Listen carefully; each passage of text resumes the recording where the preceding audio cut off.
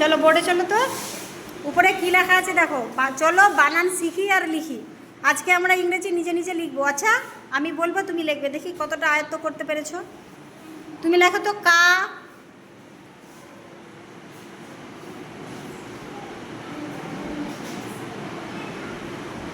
কে এ কা। আমরা জানি কয়ের উচ্চারণ কে থেকেই হয়, কে থেকে হয় না।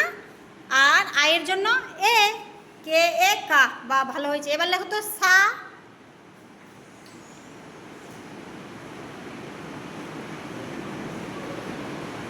হ্যাঁ এস থেকে স যেহেতু আছে ওই জন্য স এর জন্য এস, আর আয়ের জন্য এ সা। এবার লেখো তো রা, রা, রা লেখো। হ্যাঁ রয়ের জন্য আর, আর আয়ের জন্য এ রা। এরপরে লেখো দা, দা। দটা কি থেকে হয়? দ কি থেকে হয়? ডি থেকে হয়। তাহলে দা, ডি এ দা। হ্যাঁ এবার যদি আমি বলি দাদা, তাহলে ডি এ দা, আবার ডি এ দা, পাশেই পাশেই পাশেই। হ্যাঁ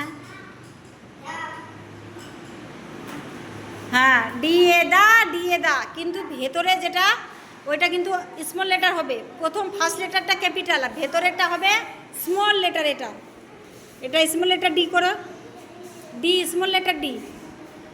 ওটা বি হয়ে গেল, confuse letter B and D. হ্যাঁ তাহলে D A the, D A দা, দাদা। এবার লেখো তো কা, কা, কা, কা।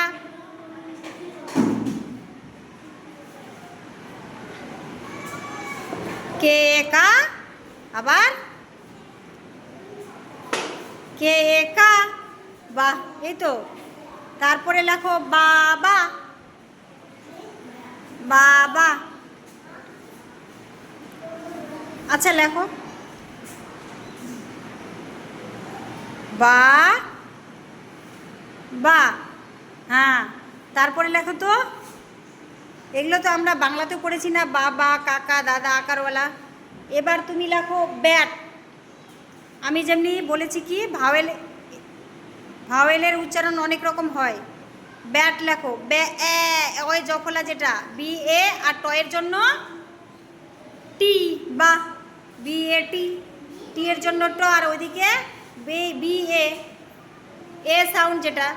আচ্ছা এবার লেখো তো ক্যাট। হ্যাঁ সি এর উচ্চারণও সাউন্ডও কোনো সময় কয়ের মতো হয়, সি এ টি, ক্যাট। সি এর পরে যখন এ থাকলে কয়ের মতোই হয়, তাহলে সি এ টি, টয়ের জন্য টি। আচ্ছা ভালো হচ্ছে।